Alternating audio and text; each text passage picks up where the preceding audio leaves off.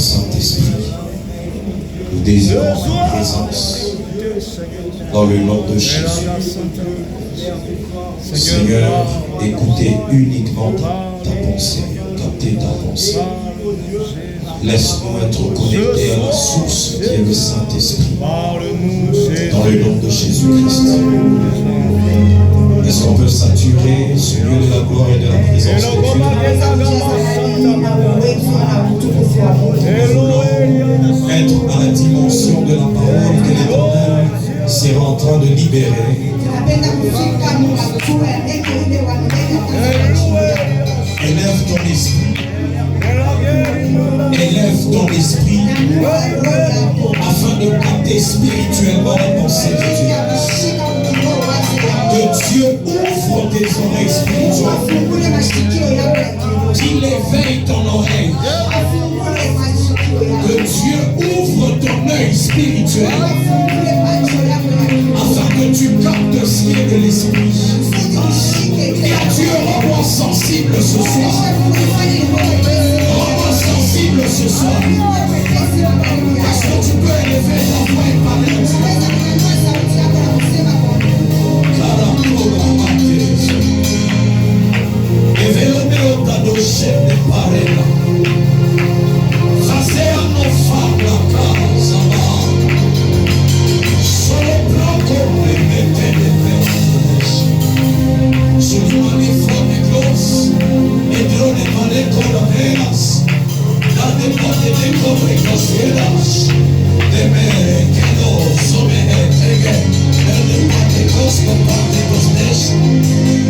Seigneur, nous désirons être connectés à toi. Être connectés à ta source. La source de l'esprit. Il est écrit que tes paroles sont esprit. Tes paroles sont esprit. Ce n'est que les esprits qui peuvent capter tes paroles à la dimension spirituelle. C'est pourquoi présence que tu nous rends sensible. Sensible à ta voix, sensible à ta voix. Ce soir, Dieu, nous désirons capter ce que tu as préparé. Dans le nom de Jésus.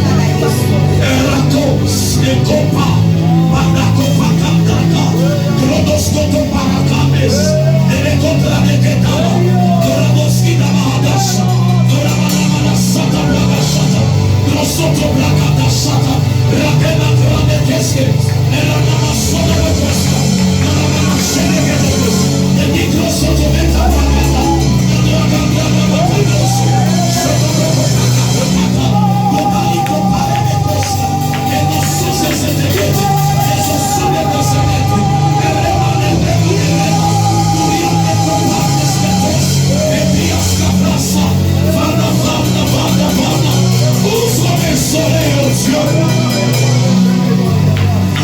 Éveille mon oreille spirituelle. Éveille mon oreille spirituelle. Afin d'entendre clairement ta voix. Ouvre les organes de l'esprit, les sens de l'esprit, afin de capter ce qui est l'esprit. Ce soir, oh Dieu, nous désirons c'est que nous soyons sensibles, sensibles, sensibles, sensibles, sensibles, dans le nom de Jésus.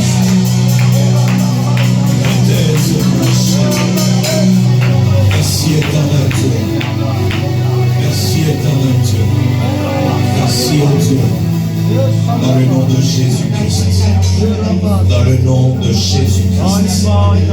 Est-ce que tu peux acclamer fortement le Seigneur?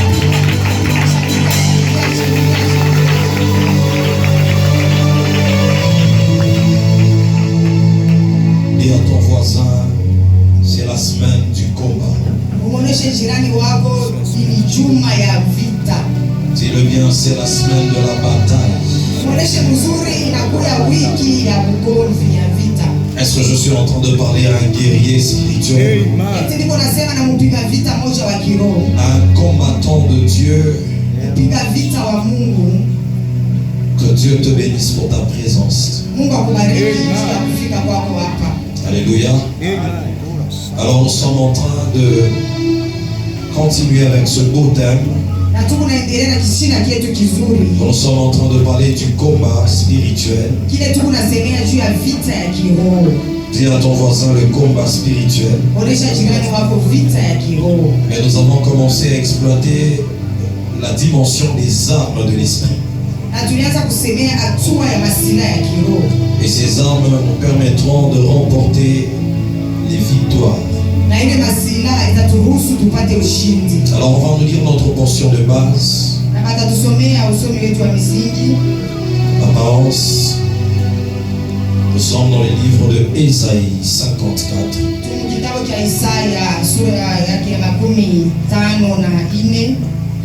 À partir de 15 jusqu'à 17.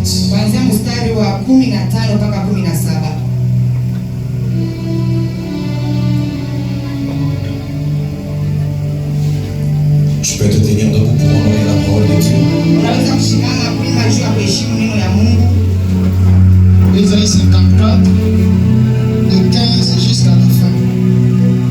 Si l'on forme des complots, cela ne viendra pas de moi. Quiconque se liguera contre toi tombera sous ton pouvoir. Voici, j'ai créé l'ouvrier qui souffle le charbon au feu et qui fabrique une arme par son travail. Mais j'ai créé aussi le destructeur pour la briser. Toute arme forgée contre toi sera sans effet. Et toute langue qui se levera en justice contre toi, tu la condamneras. Tel est l'héritage des serviteurs de l'Éternel. Tel est le salut qui leur viendra de moi, dit l'Éternel. Amen. Tu es en train d'acclamer le temps que tu reprends place. Dis à ton voisin les armes spirituelles. Nous avons expliqué hier en disant, pour remporter les victoires,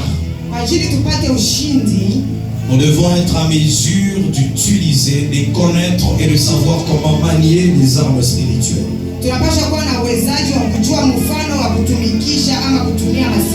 Et comme nous le disons, ce sont des armes spirituelles. Ce sont des armes qui sont utilisées à la dimension de l'esprit. Et ces armes sont en train de produire des résultats spirituels. Mais ces résultats sont en train de se manifester dans le monde matériel ou dans le monde physique. Et nous avons commencé à dire que dans le monde spirituel et le monde des ténèbres et le monde de la lumière utilisent les armes.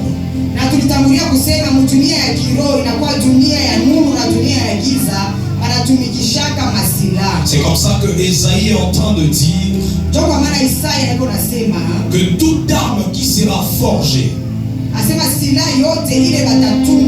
toute arme qui sera fabriquée contre toi sera sans effet. Ça veut dire qu'il y a des armes qui sont fabriquées dans le monde spirituel afin de t'atteindre spécialement. Alléluia. Est-ce qu'on est ensemble? Il y a des armes qui sont fabriquées, forgées afin d'atteindre ta vie, afin de t'atteindre toi. Et nous avons dit que le diable, quand il vient, il a trois objectifs. Il vient pour détruire, Il vient pour dérober, voler. Et il vient pour tuer, égorger. Et ces armes que le diable ou le monde des ténèbres fabrique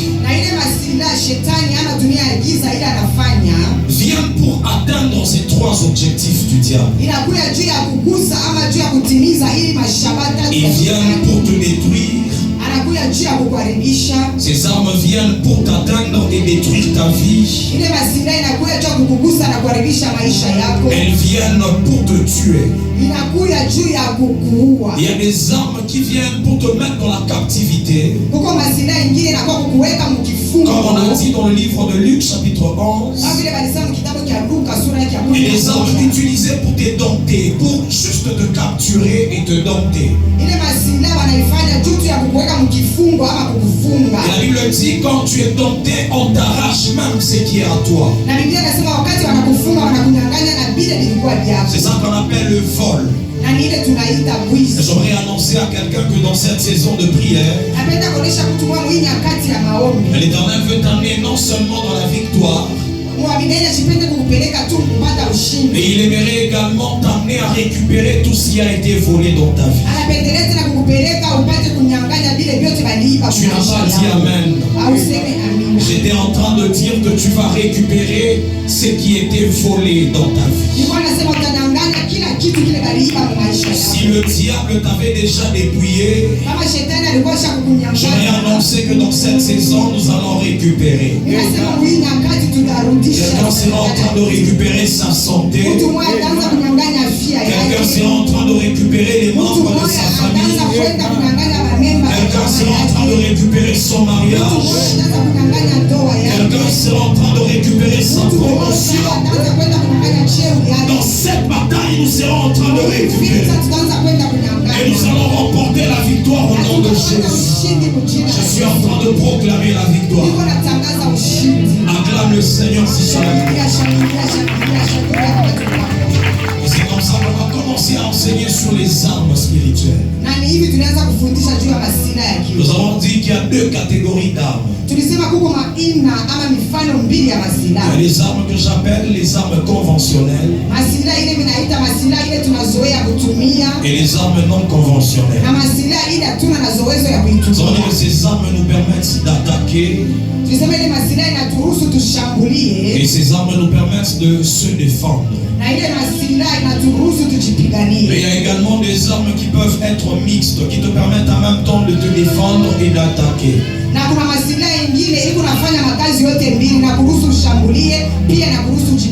Alors hier nous avons parlé en long et en large sur les armes pour que tu comprennes que dans le monde spirituel il y a les armes.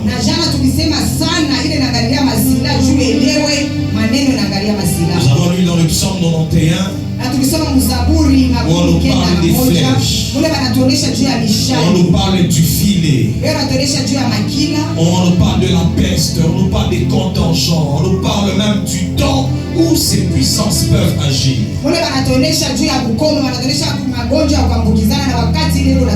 Nous avons dit au-delà des stratégies de la bataille, il faudrait que tu connaisses les armes pour comprendre comment répliquer contre ces armes. Alors dans le livre d'Éphésiens chapitre 6, c'est là qu'on nous parle des armes. Et avant cela, j'aimerais qu'on lise une histoire qui va nous amener à comprendre le combat spirituel. Je demandais à papa s'il va encore nous lire dans le livre de 1 Samuel 17. Il va lire le premier verset. Et puis il va sauter.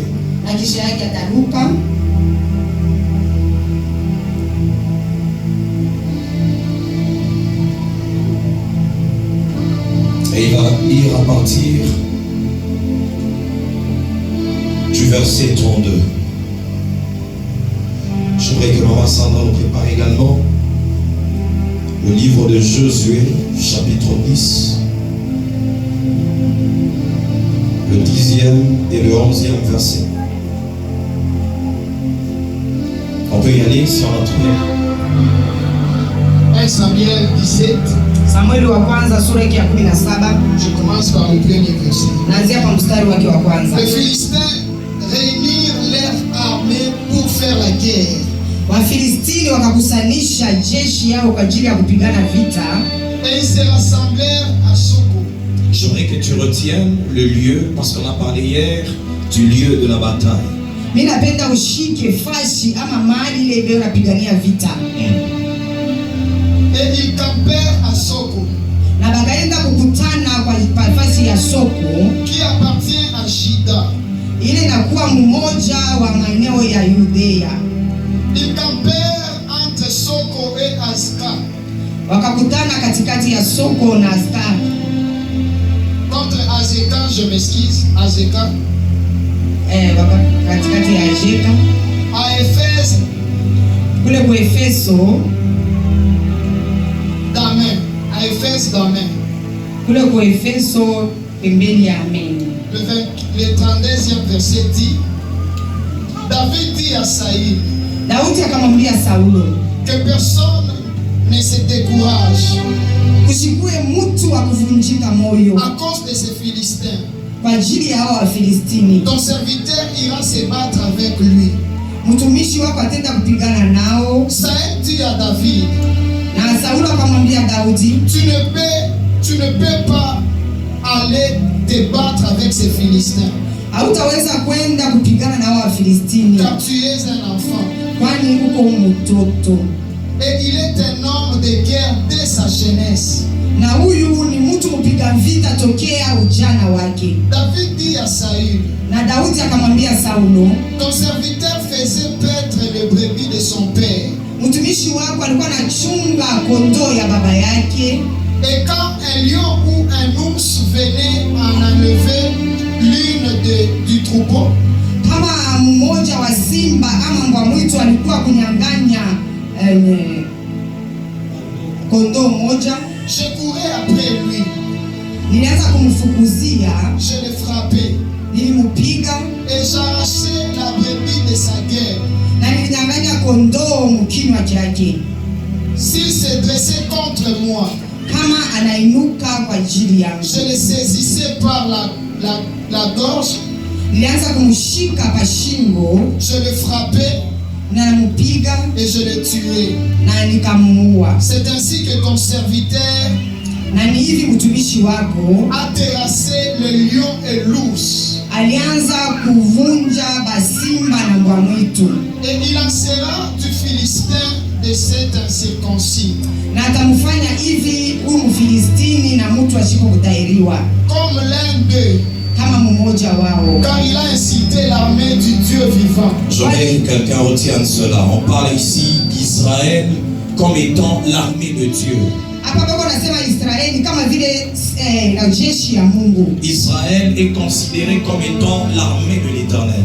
Israeli banaibeba kama vile jeshi ya wa milele. C'est de Bethléem, en cette soirée, nous sommes également considérés comme étant l'armée de l'Éternel. Nikusema Bethlehem magharibi ya leo na shie tu kama vile jeshi ya wa Et milele. toi, tu fais partie de guerriers de l'armée de Na l'Éternel. wewe huku mmoja wa wapiga vita wa jeshi ya wa milele.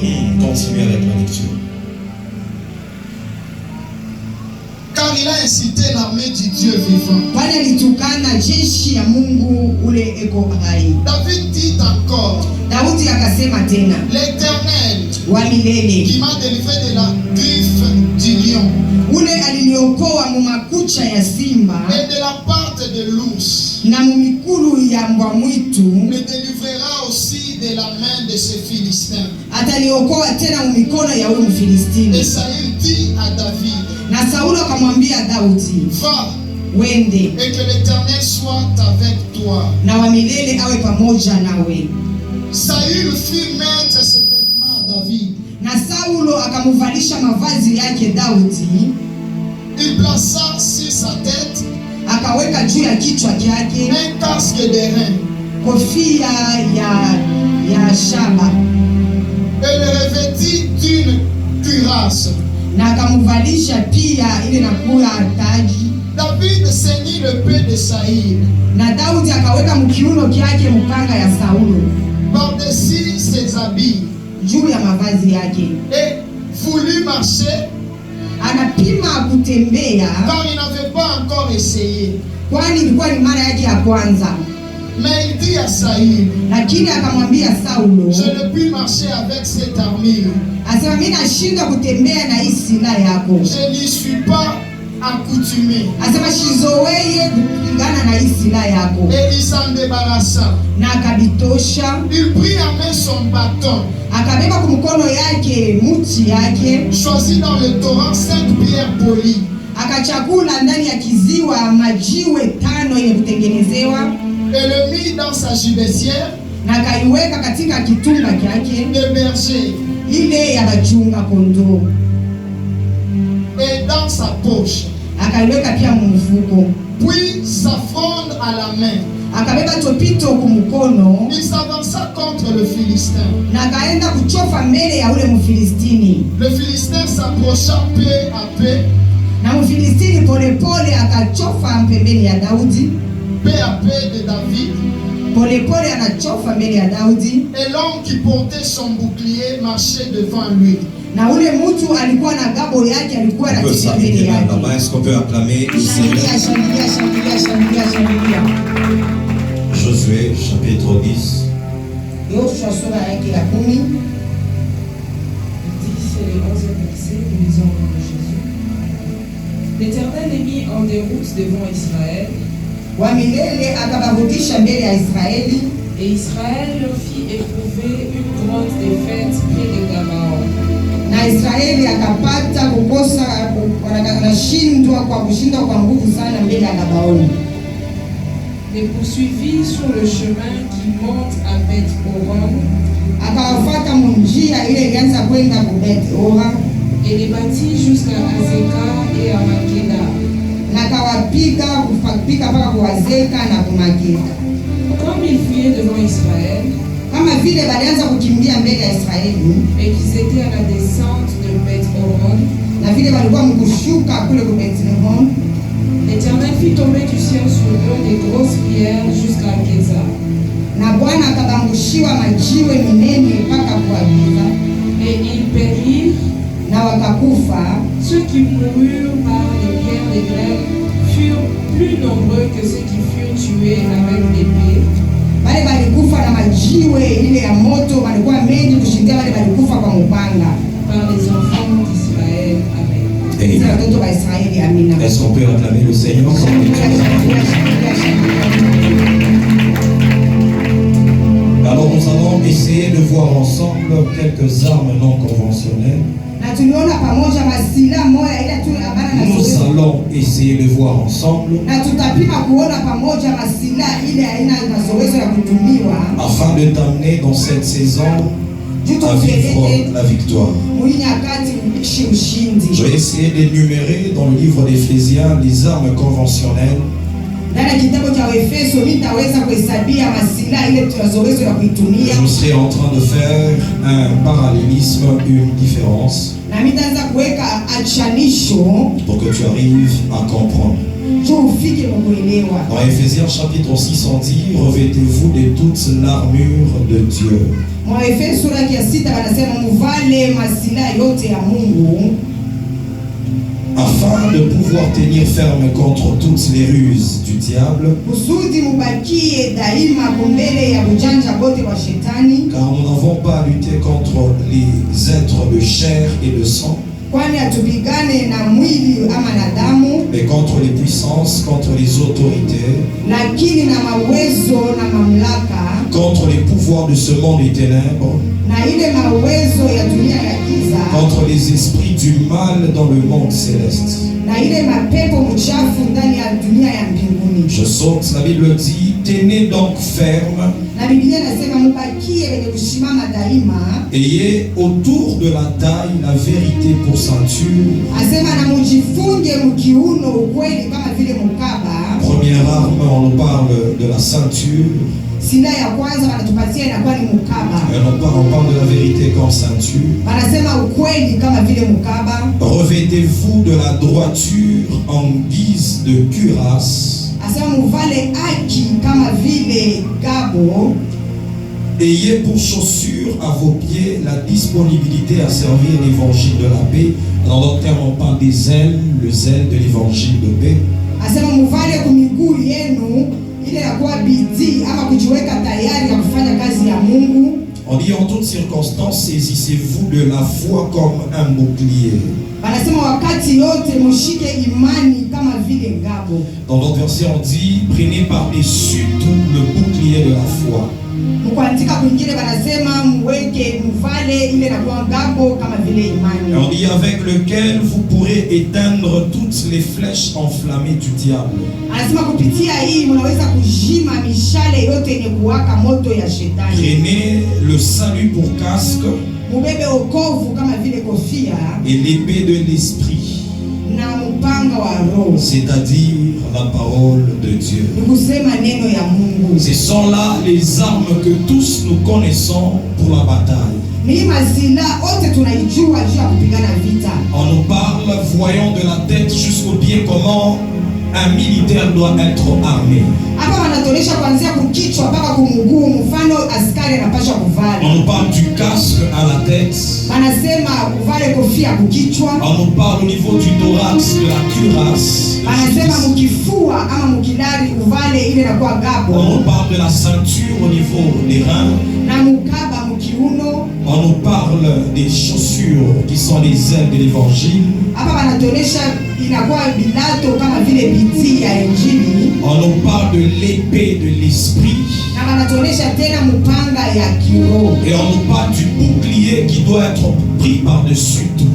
Na wanasema ile kigabo inapaswa kuwekea mbele ya kila Et quand tu kitu. finis de prendre toutes les armes, Wakati ukamaliza kushika ile masila yote, tu prends maintenant le bouclier afin de te couvrir par-dessus toutes ces armes. unabeba sasa kigabo unajifunika juu ya masila yote. Ça, ce sont les armes conventionnelles. Ili masila ile tuko na zoezo ya kutumikisha. Les armes dont nous sommes tous habitués à voir, même dans les films, nous voyons ces armes-là. Masila ile tuko na zoezo ya kuiona na kuijua na kuitumikisha.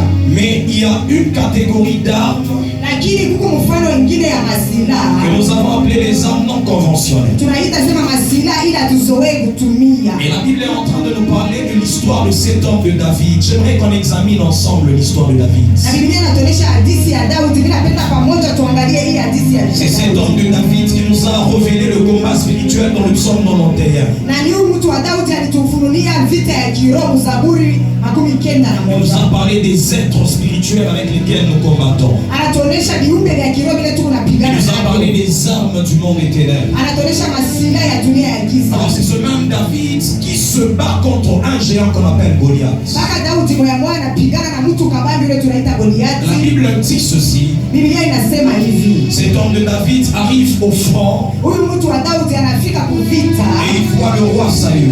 anakutana na mfalme Saulo. Il dit au roi Saül qu'il était à mesure d'affronter cet homme de Goliath. Anaonyesha mfalme Saulo anasema nitaweza kugombana na huyu mtu wa Goliati. Quelle que soit la taille de Goliath. Ingawa kukabambi ama kimo cha Et Goliati. Saül révèle que Goliath était un homme de bataille, un homme de guerre depuis sa naissance. Na Saulo anafunua hapa Depuis anasema son jeune âge. asema huyu Goliati alikuwa mpiga vita tokea mtoto wake. Je dis que Goliath était un homme qui connaît l'art de la guerre.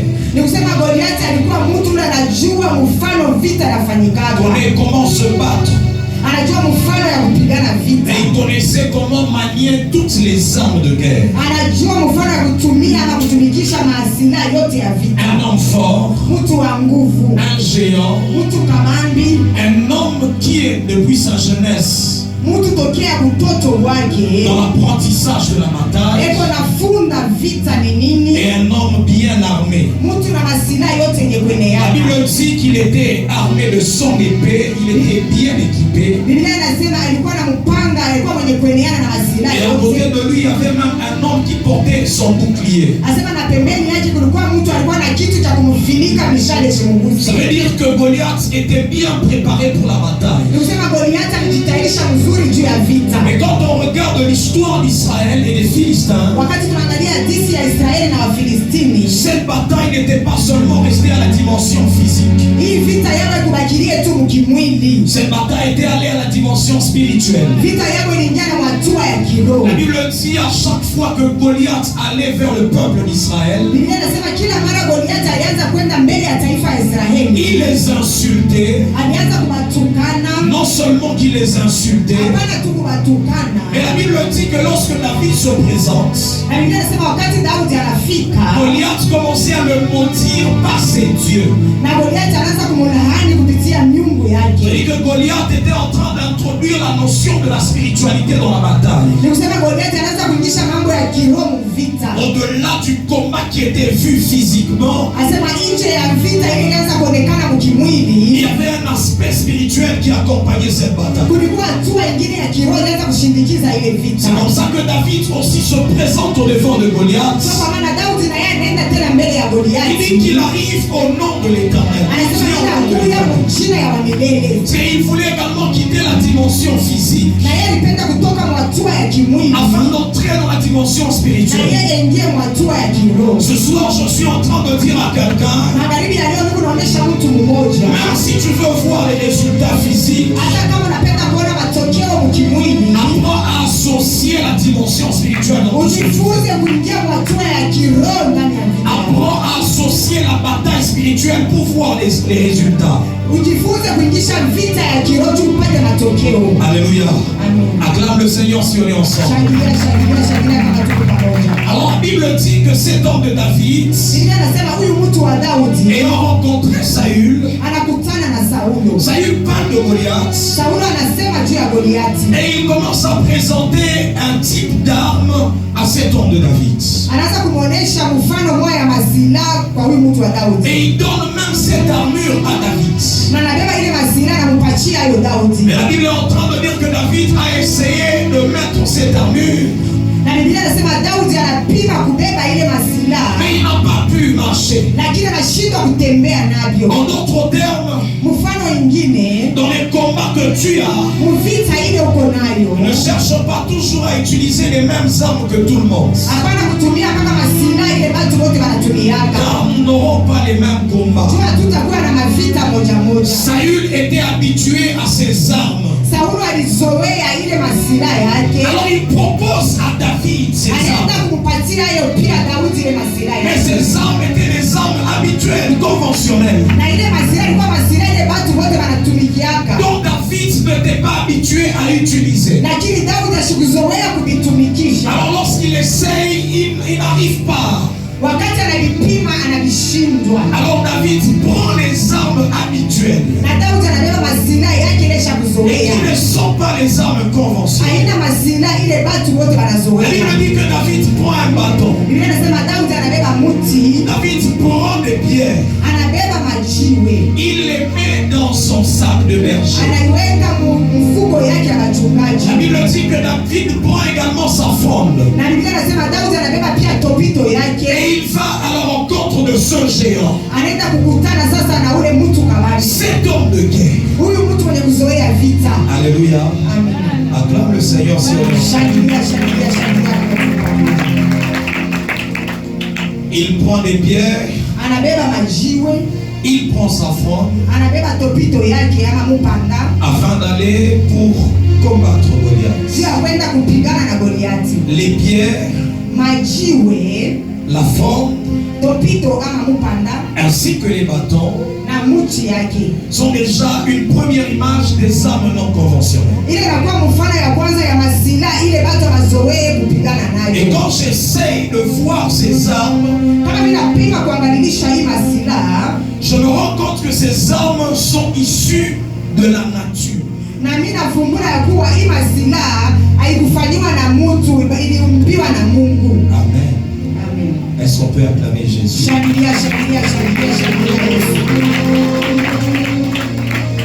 Parmi les armes conventionnelles, Katikati ya masilaha ile watu wanazoelea kupigana nayo, j'aurais été parler des éléments de la nature. mimi napenda kukuonesha vifaa vitu vile Mungu aliumba pekee. Il a ton voisin les éléments de la nature. Onesha leo pembeni yako, sema viumbile vile vitu Mungu aliumba. Quand on parle des éléments de la nature, Wakati tunasema ya vitu vile Mungu aliumba, nous voyons 4 grands éléments. tunaona nne vitu vinene vile Mungu Nous aliumba. voyons la terre, Tunaona udongo, nous voyons l'eau, maji, nous voyons le vent, l'air, tunaona pepo et nous voyons le feu.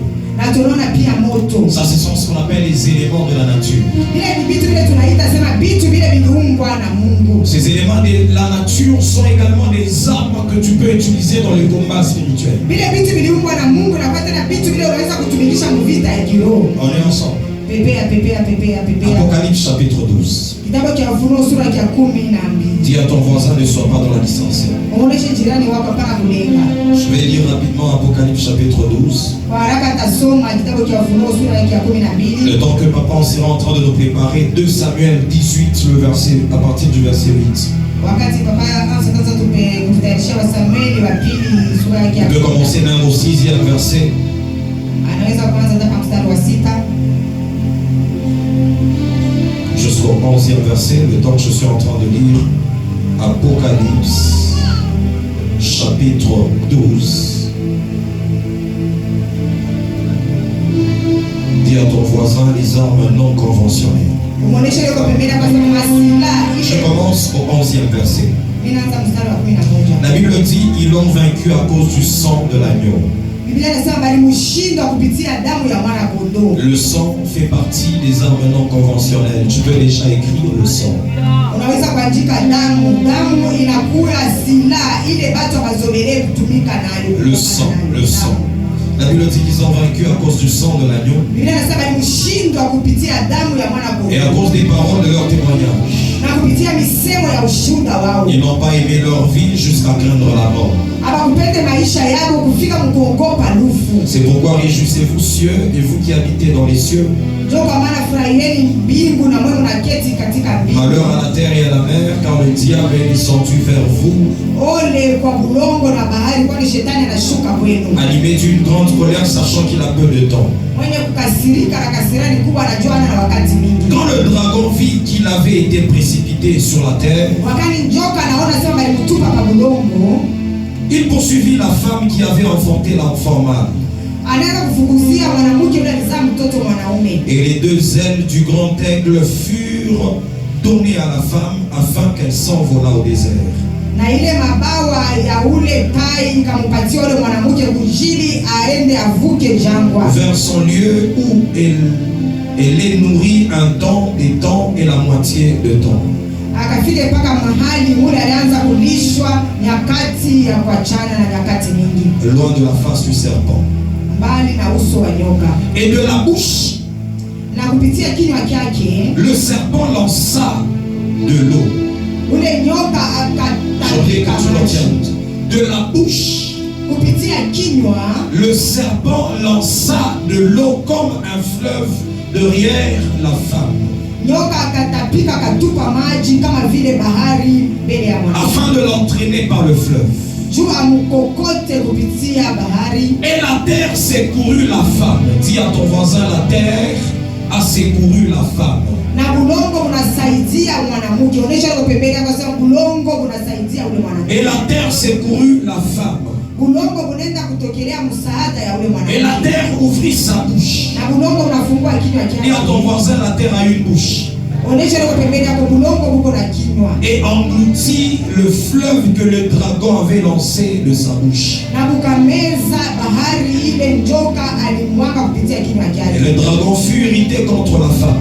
Na ule njoka akashirikia ule Et il mwanamke. s'en alla faire la guerre au reste de sa postérité, Na anaenda kupigana na kukombanisha kizazi kile kilibakia. à ceux qui gardent les commandements de Dieu et qui ont le témoignage de Jésus. Kubale beko na chunga maamri ya Mungu na beko na chunga ushuhuda wa Yesu. Ici, on nous parle de la terre Hapa beko natonesha juu ya bulongo. qui a secouru la femme Ule ulienda kusaidia mwanamke. qui était en bataille contre le dragon. Ule alianza kupigana na njoka. Le dragon dont David nous parle dans le psaume 91, Ule njoka Daudi wako anatuonesha mzaburi. on nous dit qu'il utilise de l'eau comme étant arme. Wanasema kwa anatumia maji kama vile silaha. Mais pour vaincre cette bataille, Lakini tu ya kushinda ile vita, on nous parle de la terre comme étant l'allié pied de l'homme et qui devient une arme de guerre dans le combat. Anatuonyesha bulongo inakuwa msaada wa mtu na inakuwa silaha ndani ya vita. Ma prière ce soir Maombi yangu magharibi ya leo est que certaines flèches qu'on sera en train de lancer contre miguu toi, mishale ya mikuki ingine ile wataanza kukutupia qu'elles soient englouties par la terre.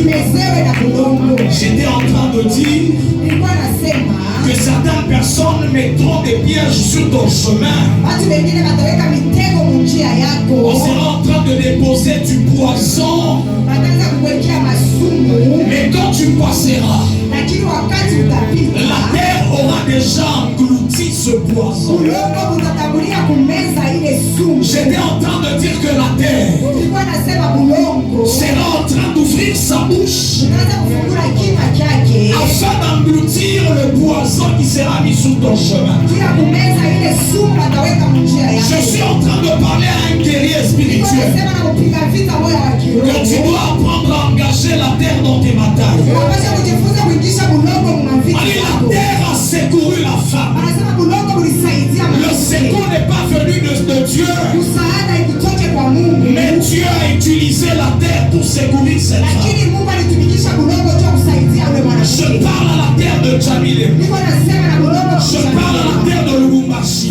na bulongo wa Je Mungu. parle à la terre sur laquelle tu vis. Niko nasema pale kwa bulongo À partir de maintenant, kuanzia hapa tu sasa seras en train de secourir utaanza kusaidia tout fils de Bethléem. mtoto wote wa Bethlehemu. Tout celui qui est là ce soir Yule yote anajikuta hapa sera en train de vivre le secours de la anaanza terre. kuishi msaada Ça, wa ce sont Mungu. les armes non conventionnelles. Tena kwa masira ila Là où le dragon viendra vers toi, joka atakuya mbele toi tu parleras à la terre. wewe utasema na Toi bulongo. tu vas utiliser la terre. Tumia bulongo. Et la terre va entrer dans ton combat. Utaingia mvita C'est là que Christ est en train de dire, Kristo yuko nasema ceux qui ne sont pas avec nous baada ya bana pamoja na sont contre nous.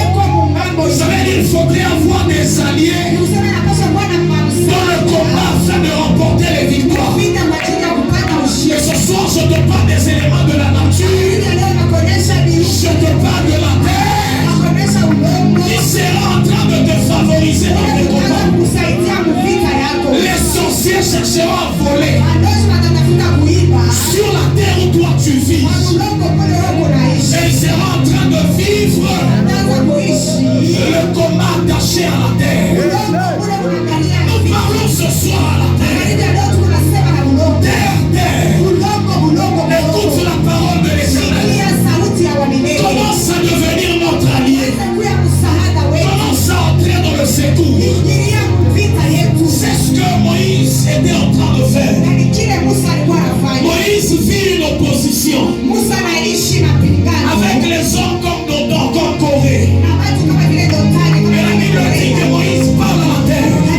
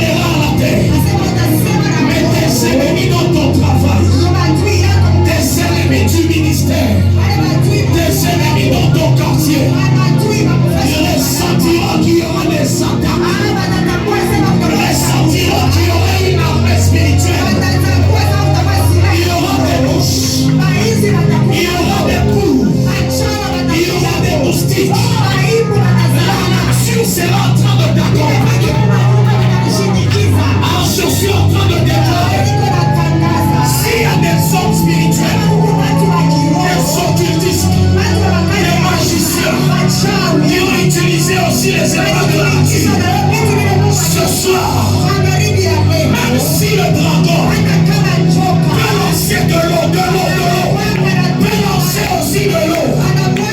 Je déclare que la terre sera en train d'engloutir l'eau. Même s'ils ont aussi utilisé les éléments de la nature, je vais également utiliser la terre afin d'engloutir l'eau. Et à ton voisin à partir de ce soir, la terre sera mon allié. Les pierres seront mes alliés. Ah, dis à ton voisin, les pierres seront mes alliés. Acclame le Seigneur sur la terre.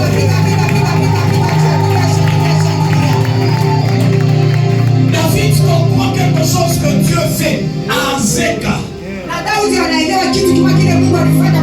On est entre Azeka et Soko.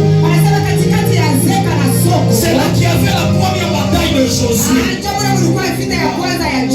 Dieu a fait tomber là-bas une pluie de pierres.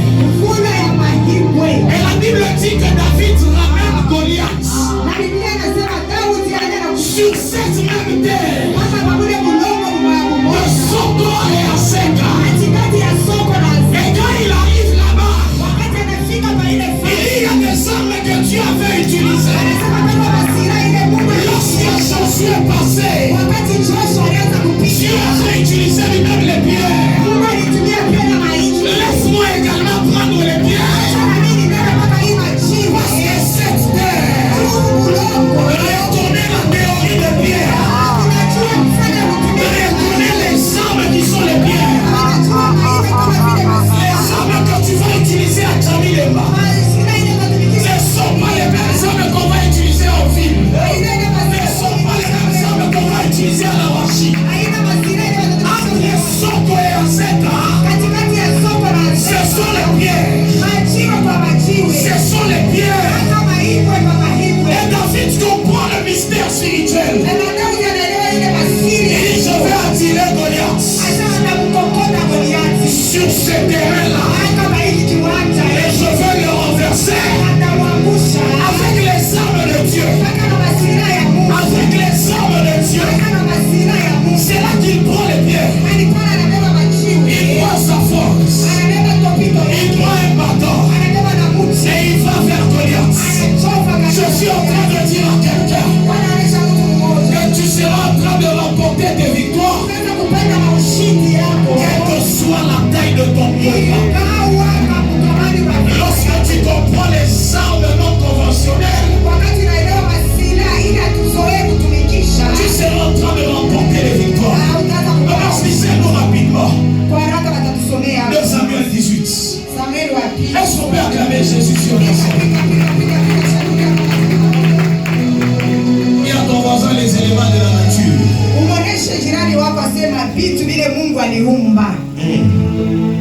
2 Samuel 18.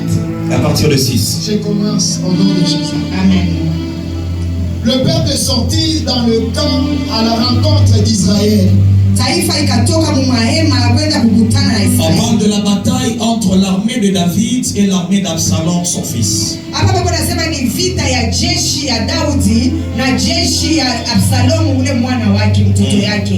Et la bataille eut lieu dans la forêt d'Éphraïm. Là, le peuple d'Israël fut bâti par les serviteurs de David. Il y eut en ce jour une grande défaite. De 20 000 hommes. Le combat s'étendit sur toute la contrée. Lisez lentement la suite. Le combat s'étendit sur toute la contrée. Et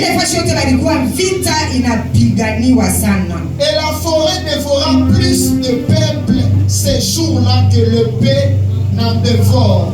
Reprenez. Et la forêt dévora plus de peuple. La forêt dévora plus de peuple.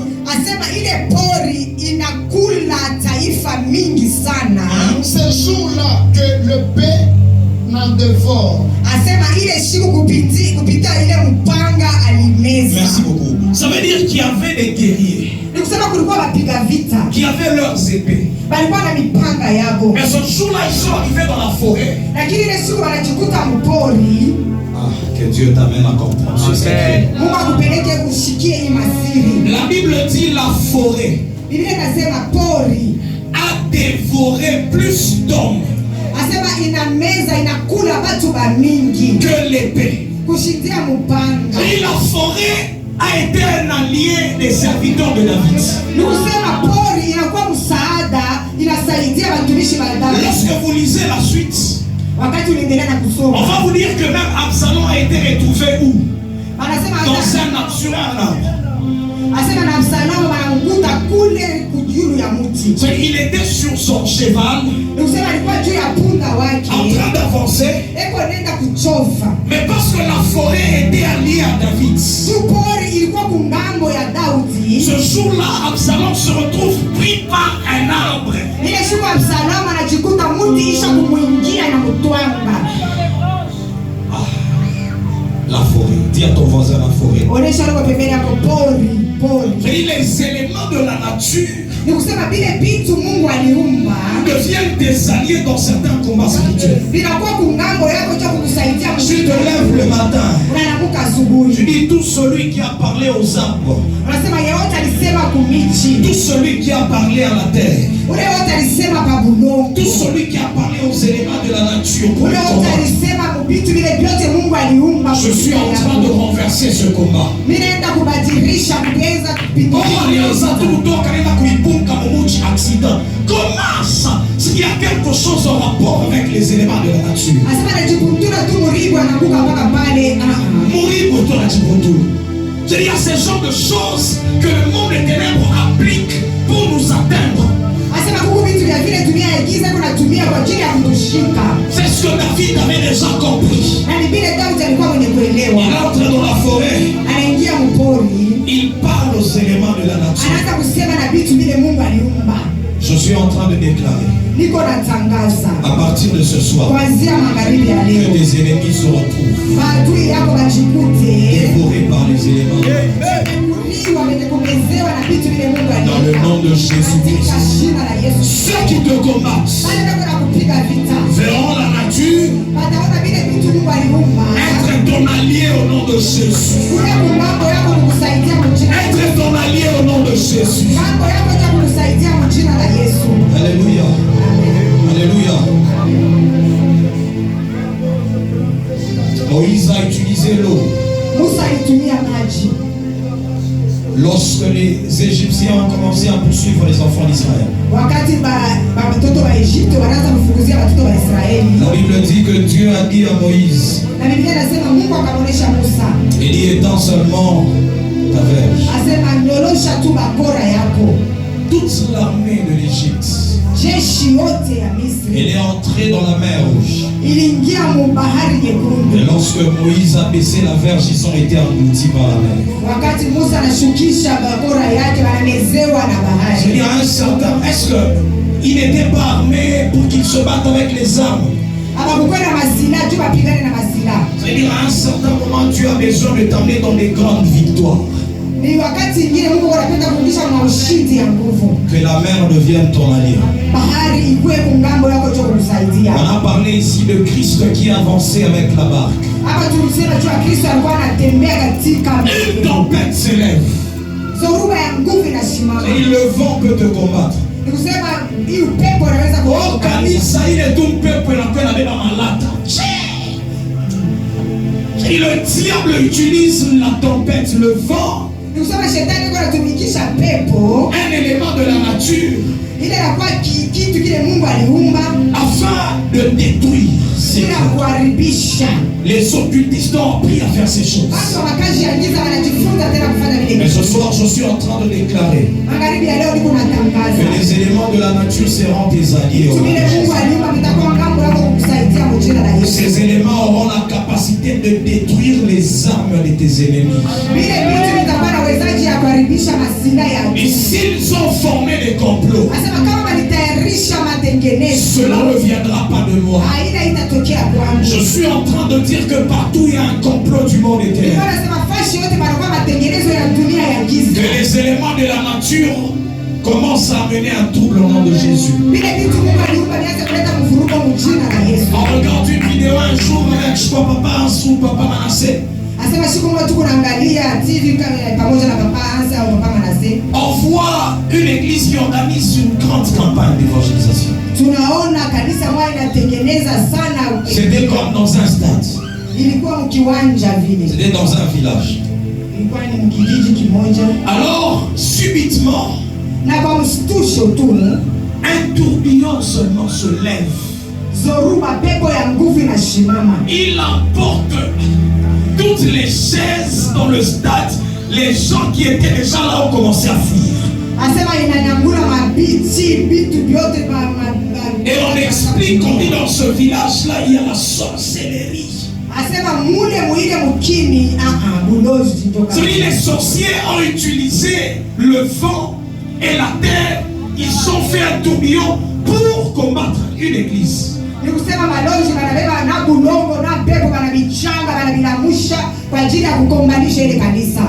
Alléluia.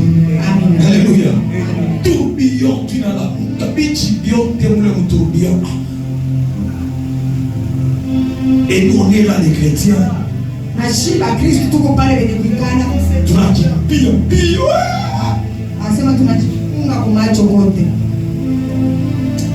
C'est là que j'aime quand les pères commencent à nous expliquer leurs histoires. Ils nous disent à un certain moment, un occultiste était entré dans l'église où ils étaient. J'étais encore très petit. Il se pose sur la chaise. Après le culte, on se rend compte que la personne ne sait pas se lever de la chaise. Soit que la maman est là, papa Msini est là. On l'appelait Pépé le magicien. Le magicien. Il se pose sur la chaise quand il essaye de se tenir debout. Impossible.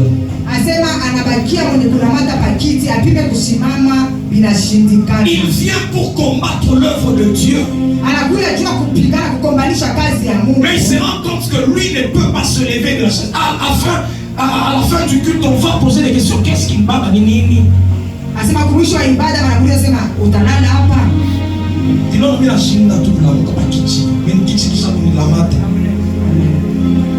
Que Dieu ramène ces choses dans l'église. On a vécu des histoires où le papa pouvait prier pour la parcelle. Quand un sorcier entrait, il ne pouvait plus sortir.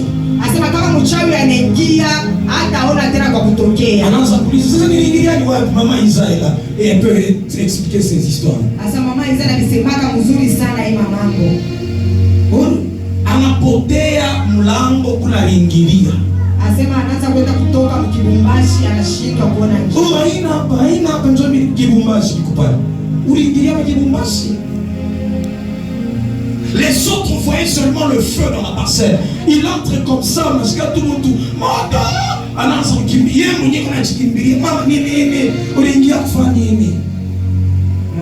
les éléments de la nature étaient devenus les alliés. Mais aujourd'hui, un petit sorcier peut même nous défier.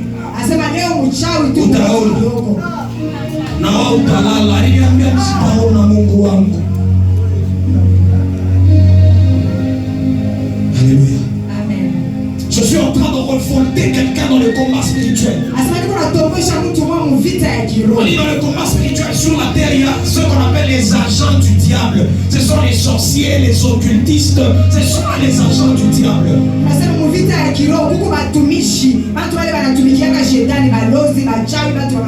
Ils font partie du royaume des ténèbres.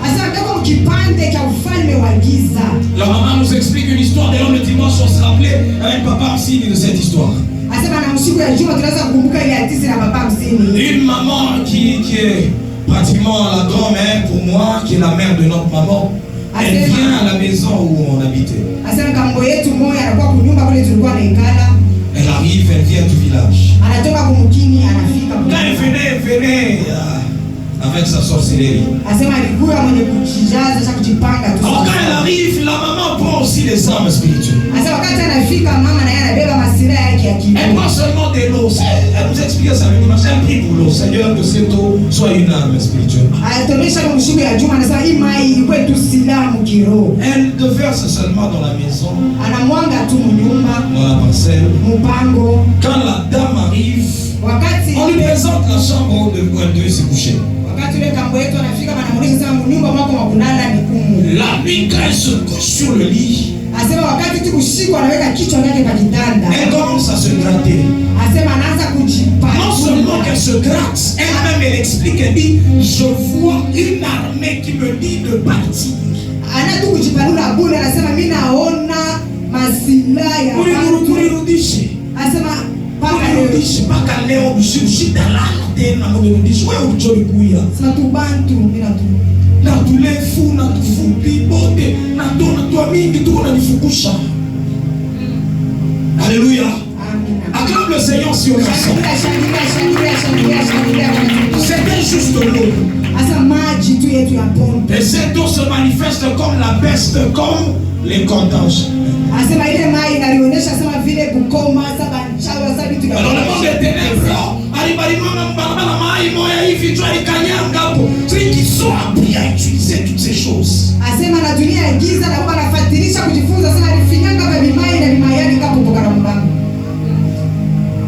Que Dieu t'amène à comprendre les éléments de la nature et à les utiliser. J'aimerais que tu inclines ta tête sur Dieu. Tu vas parler à Dieu.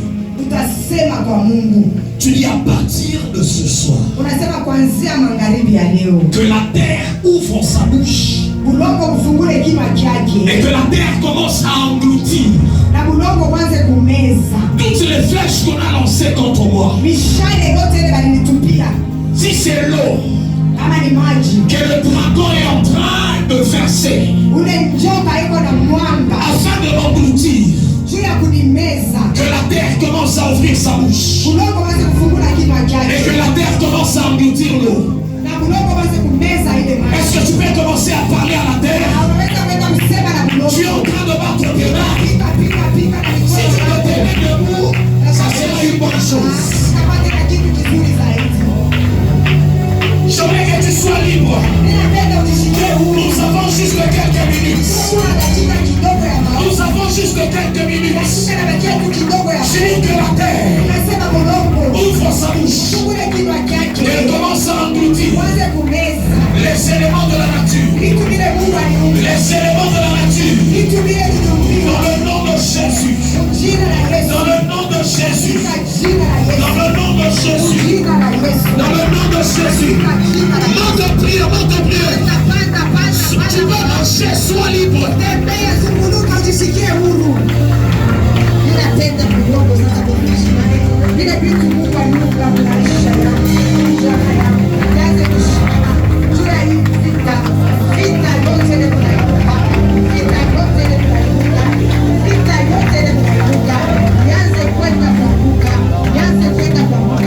Ninapenda hata jua lisimame.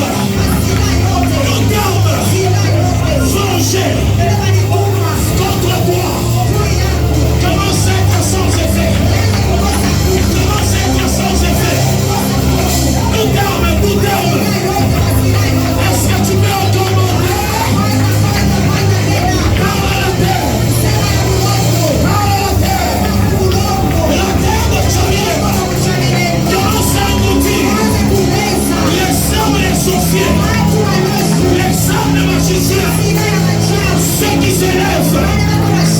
Contre l'église chrétienne. Contre l'église chrétienne. Dans le nom de Jésus. Comme cette femme. Dans le livre de l'Apocalypse. La terre devient notre palier. La terre devient notre palier.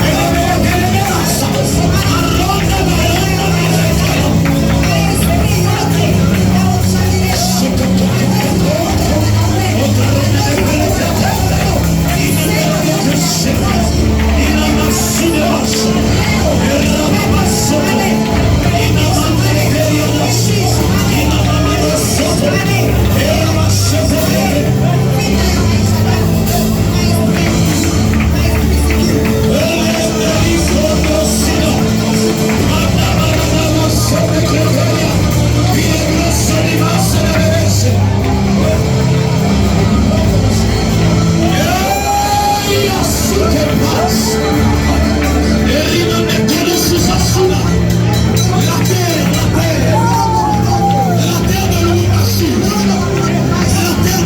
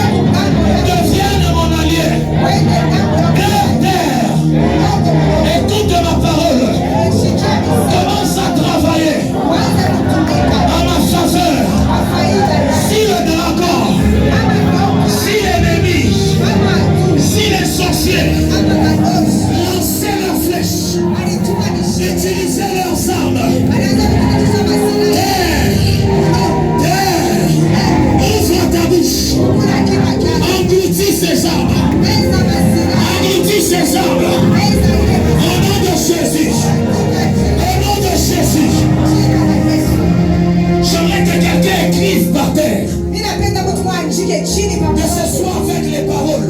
Ikuwe kupitia misemo. Que ce soit comme Jésus l'a fait. Ufanye vile Yesu La alifanya. Bible dit que ce sont des hommes Biblia inasema ilikuwa ni watu qui sont allés accuser la femme avec walienda kwenda retrouvé en flagrant de l'inadultère. kumstaki yule mwanamke balibaki. Jésus a écrit sur la terre. Yesu anaandika pa bulongo. C'est là que le mystère se présente. Ananipa ile siri inaanza Parce qu'il bulongo. savait Juu alijua. que tous ces hommes, Asema pale watu du wote. plus grand Kuanzia kwa mkubwa. au plus petit, Fika mpaka kwa mdogo. ils ont été tirés de la terre. Walitoka bulongo. J'aimerais que tu dises ce soir, Ninapenda useme magharibi ya leo. tout homme qui me combat, Mtu yeyote ananikombanisha. tout celui qui combat ma vie, Yeyote anakombanishaka maisha. s'il a été tiré de la terre, Kama tu alitokaka kubulongo. qu'il écoute maintenant la terre. Hapa sasa shikie bulongo. Tu dis, si tu as été créé de la terre, Anasema kama likumba tu kupitia tu ne bulongo. pourras pas m'atteindre. Hautanigusa. Parce que la terre est mon allié. Tu bulongo muko kando ya Est-ce que tu peux parler unaweza kusema à la terre? kwa bulongo. Écris des choses sur la terre. Andika vitu kwa bulongo. Terre, terre, Bulongo. je te parle ce soir. Ninakusema magharibi ya leo. S'il y a des hommes Kama kuko watu qui ont été tirés de la terre, walitoka bulongo. dans ce territoire, Kuifashi. dans ce territoire, Kuifashi. qui combattent ma vie, Kama maisha yangu. qui combattent mon ministère, Kukombanisha huduma yangu. qui combattent ma famille, Kukombanisha chama yangu. les hommes tirés de la terre. Watu walitoka bulongo. Ce soir,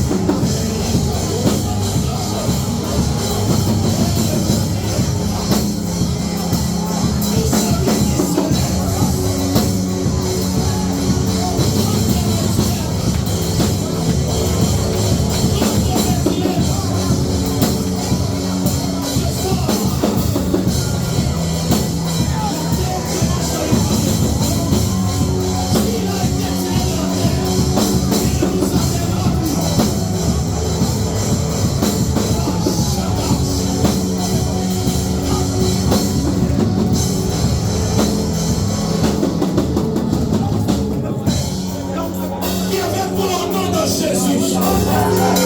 Ce soir, les armes de l'ennemi sont sans effet. Car la terre commence à engloutir leurs armes.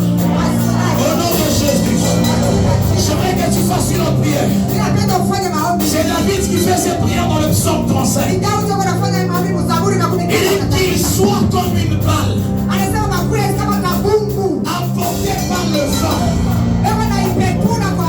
Et ce soir, répète après moi ce soir, que le vent, que l'air commence à emporter ceux qui me combattent, leurs armes. Le vent commence à les emporter. Qu'ils soient comme une balle. Qu'ils soient comme une balle emportés par le vent. Commence à monter en prière. Utilise le vent. Le vent les emporte.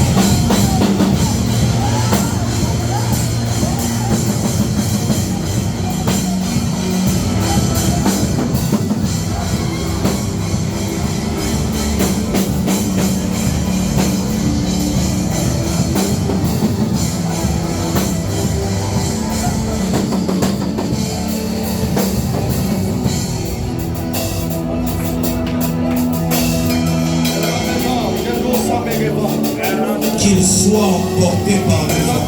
wapepuliwe na pepo, Que leurs armes soient emportées par le vent. masila yao ibebewe na pepo, Dans le nom de Jésus. jina la Yesu, Dans le nom de Jésus. katika jina la Yesu. Nous allons faire une dernière prière. Na tutafanya maombi ya mwisho. Et je vois dans mon esprit Ninaona mkiroho une personne parmi nous, c'est une femme. mtu mmoja katikati yetu ni mwanamke, Et dans ma vision, je me rends compte que je vais faire comme la jambe. lakini mkuona kwangu mimi naona sio kile unaona kule kumkulu. Et je vois que la personne a déjà mis des babouches.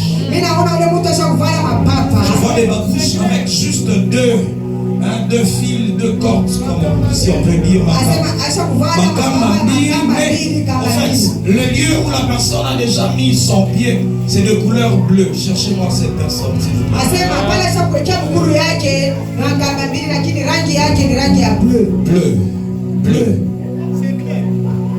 C'est de couleur bleue. Asema ni rangi ya blue. Ok. Est-ce qu'on peut acclamer Jésus? Shakilia, shakilia, shakilia Yesu, shakilia Yesu. Dans ma vision, le temps où je vois cette personne, Asema muone wakati ni unaona yule mtu. je vois comme une arme du monde des ténèbres qui pénétrait ses entrailles. Asema mimi naona sasa silaha moja kutulia ingize kwenye mtumbo yake. Et le Seigneur a commencé à me dire, Na Bwana anaanza kunionyesha. cette personne dont le signe, ce sont les babouches de couleur bleue, Asema ule mtu ule mapapa yake ashakuvala ni ya blue. est combattu, mais ça va se manifester par des attaques au niveau de son ventre. Asema kuna kombanishiwa lakini vitaonekana mwatua ya tumbo yake. Alors nous allons prier en disant ceci. Na tutaomba tu kunasema hivi. Seigneur, toute arme qui a touché mon corps Asema silaha yote iligusa mwili yangu. commence à être détruite au nom de Jésus. Ayaanze kuharibika mjina la Yesu. Tu es en train de prier là-bas et on est en train de prier pour elle ici. Elle, c'est juste un échantillon que Dieu a donné. Yaani jionyesheo tu kile Mungu anatupatia. Afin de dire à quelqu'un que Dieu nous localise ce soir. Dieu kuonesha mtu unasema Mungu yuko na kuona Dieu pale localise uko magharibi notre ya prière leo. ce soir. Na Mungu anaona maombi yetu ya Si magharibi. tu crois que Dieu nous localise, tu peux acclamer le Seigneur. Pika shakilia. Commence à détruire Waanze kupambana kuharibishi. toutes ces armes-là Masilaha yote qui ont touché ton corps, ile iligusa mwili yako. que ce soit à la tête, Kuanzia kukichwa, que ce soit au pied, kama ni kumikulu, que ce soit dans le ventre, kama ni que mtumbo, ce soit au niveau de ton cœur. na kama ni kumoyo wako. Commence à détruire là où tu es du bas de tes mains. Hata pale huko pika mikono yako, waanze kuharibisha. Uko na korona kupitia mikono na maombi yako. Mwili yako, kile chote cha kuloshi, kile maliweka, kuanzia kunywele, kuanzia kukichwa, kuanzia kumacho, masikio, kuanzia mwili yako yote mzima, kuanzia Est-ce que tu veux détruire ces armes? unaweza kuharibisha ile masilaha yote vile waliweka mwili yako, damu yako, mifupa yako, makozi yako, kinywa chako, macho yako, mwili wako yote mzima, masilaha yote ya uharibifu, masilaha yote ya kunivunja. Commence à prier pour tes entrailles. Ombea tumbo yako, waanze kuombea tumbo yako pale huko, yote vile waliweka tumbo yako kupitia chakula.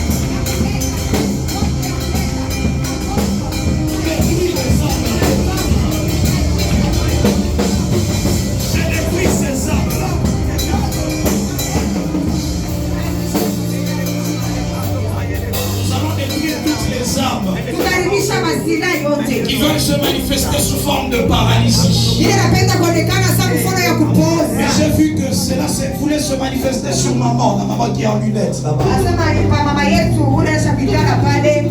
Nous allons détruire toute attaque de paralysie. Anasema tutaribisha kushambuliwa kote kwa kupoza. Le Seigneur était en train de montrer une certaine attaque au niveau de votre corps. Mungu anaweza kuonesha kushambuliwa kwa hatua ya mwili. Mais ce soir, le Seigneur a besoin de détruire ces armes-là. Lakini magharibi ya leo Bwana anapenda Alors nous sommes en train de prier. wakati tuko Tu dis naomba. tout ce que le diable a utilisé Unasema chochote kile shetani pour amener la paralysie alikuwa kuleta kupoza chez mes parents, kwa wazazi la yangu. maladie dans mon corps, Magonjwa mwili les yangu. douleurs au niveau de mes os. Maumivu kwa mifupa yangu. Refuse tout ce que tu ressens. Kile chote kunashikia mwili wako basi. Ce sont les armes qui ont été utilisées. Ni mashina ile walitumia. Alors refuse ces choses. Tena vile Est-ce que tu vas commencer à battre les pieds? Piga kwanza upige na mikono yako. Niko na katana. Ile yote mashina. Ulozi uliweka. Mabishani uliweka. Kazi ya giza uliweka. Uchezaji uliweka. Yote ni makuta. Kuleta magonjwa.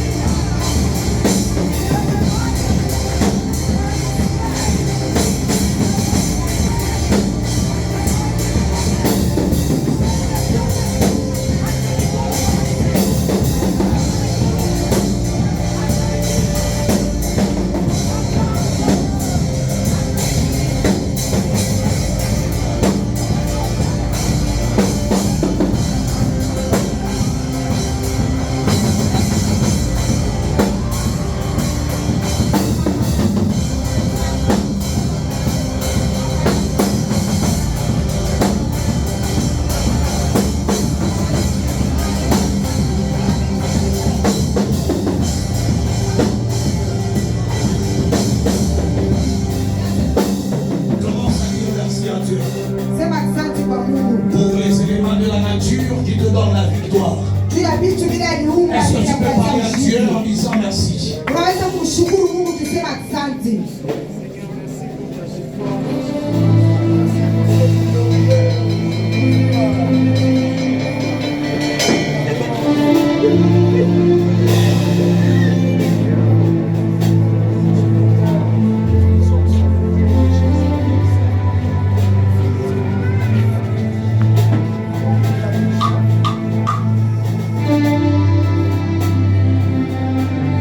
Recevez cette onction qui annule la paralysie et les armes dans les ténèbres. Je déploie l'onction fortement dans tout le corps, de la tête jusqu'aux pieds. Des prophètes me touchaient, j'entendais, je verrai comme jamais. La puissance là. Ah ouais, ça vous l'a dit? Il vous l'a dit? Il dit. Où est-ce qu'il dit? Où est-ce qu'il dit? Là où la paralysie était en train de chercher à toucher ton corps. Là où la paralysie était en train de chercher à toucher ton corps. Wale kupoza unaweza kutafuta kugusa mwili wako. Je chasse cela au nom de Jésus. Jina la Yesu. Tu sortiras de ce lieu guéri. Utatoka mahali pashi mwenye kupona. Je sens que quelqu'un était entré avec des douleurs. Ili sikia mtu mwaliingia hapa na Une maumivu. personne c'est avec des douleurs précisément au niveau de la poitrine. Mtu mwaliingia na maumivu mkifua. Dieu est en train d'enlever ces douleurs. Mungu anatosha ile maumivu. Une autre personne c'est au niveau de ses entrailles. Mtu mwingine Le Seigneur te guérit. Mungu anakuponya. Le même ange qui localise notre Mama maman malaika mwanadamu est anakuponya en na train mama yetu. d'enlever les douleurs au niveau des os. Anatosha maumivu. Les ossements, les os. Mifupa. Toute arme qui t'avait touché Sina yote ilikugusa. commence à être détruite au nom de Jésus. Naanze kuharibika kwa jina la Yesu. Acclame fortement le Seigneur. Amina.